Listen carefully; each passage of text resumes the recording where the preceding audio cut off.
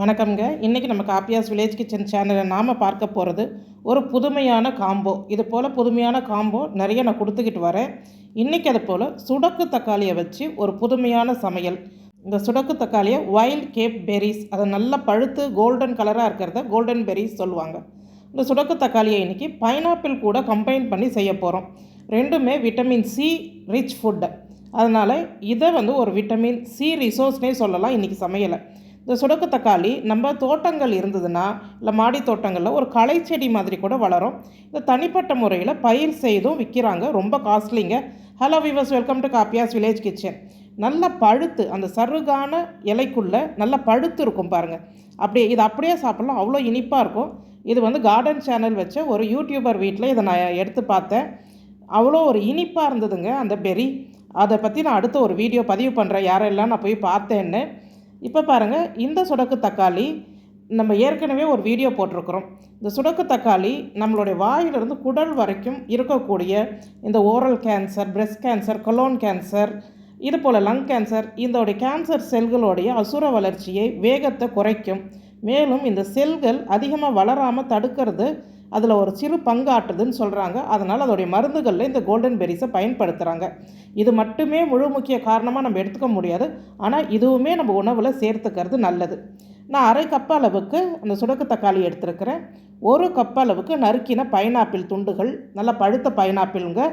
ஒரு கப் அளவுக்கு நறுக்கின கொத்தமல்லி தழைகள் நல்லா அலசிட்டு நறுக்கி வச்சுருங்க.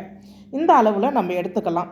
சுடக்கு தக்காளி அந்த மேலே சருகு இருக்குது இல்லையா, அதோடைய இலை, அந்த தோல் அது நல்லா காஞ்சி ப்ரௌன் கலராக இருக்கும் பாருங்கள். அது போல் தக்காளிகளை எடுக்கணும். அதுதான் நல்லது சாப்பிட்றதுக்கு. ரொம்ப பச்சையாக இருக்கிறத எடுக்க தேவையில்லை. இப்போ வானொலி சூடு பண்ணி நான் ஒரு 2 டேபிள் ஸ்பூன் நல்லெண்ணெய் சேர்த்துக்கிட்டேன்.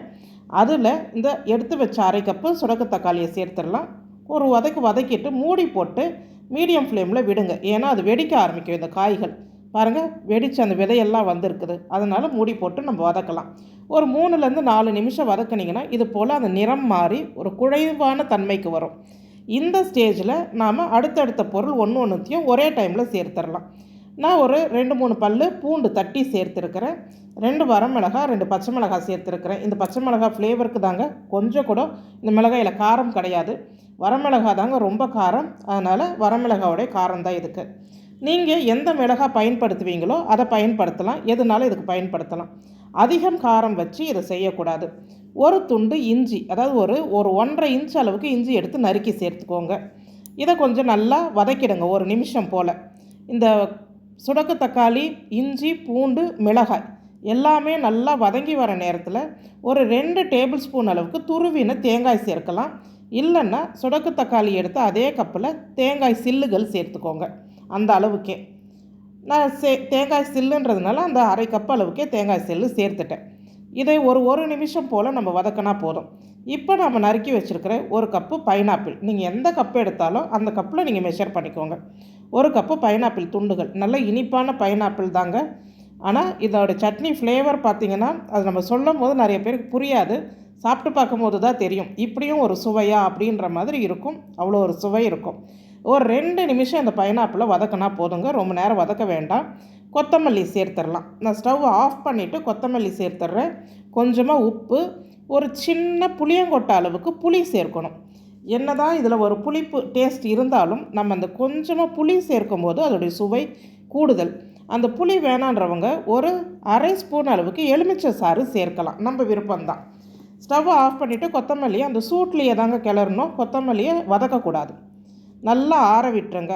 ஆறின பிறகு நம்ம மிக்ஸி ஜாரில் சேர்த்து தேவையான அளவுக்கு தண்ணீர் மட்டும் சேர்த்து சிறு கொரப்பாக, ரொம்ப நைஸாக அரைக்காமல், லைட்டாக அந்த கொத்தமல்லி மிளகாயெல்லாம் லைட்டாக அங்கங்கே தெரிகிற மாதிரி சிறு கொரப்பாக அரைச்சிடுங்க.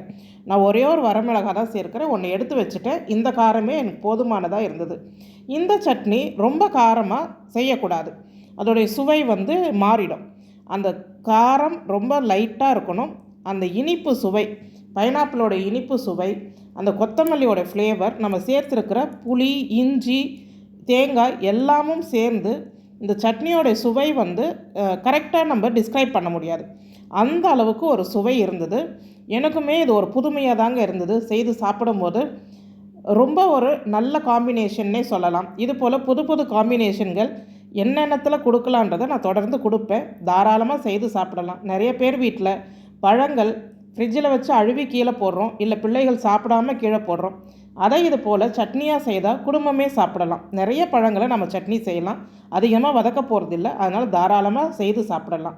இந்த சுடக்கு தக்காளியை நீங்கள் நெல்லிக்காய் கூட மாங்காய் கூட தாராளமாக சேர்த்து இது போல் சட்னி அரைக்கலாங்க. அது எல்லாமே ஒரு விட்டமின் சி ரிசோர்ஸஸ் நிறைந்தது. எல்லாமே ஈக்குவலாக இருக்கும், நல்ல சுவையும் கொடுக்கும். நான் பைனாப்பிள் கூட சேர்த்து செய்திருக்கிறேன். சின்ன பிள்ளைகள்லேருந்து பெரியவங்க வரையும் கேட்டு கேட்டு சாப்பிடுவாங்க, அது உறுதி தாங்க. உங்களுக்கு இந்த சுடக்கு தக்காளி பைனாப்பிள் சட்னி பிடிச்சிருந்தா நம்ம காப்பியாஸ் வில்லேஜ் கிச்சன் சேனலுக்கு ஒரு லைக், ஷேர், கமெண்ட் பண்ணுங்கள். முடிஞ்சால் ஒரு ஹைப் கொடுங்க. நன்றி.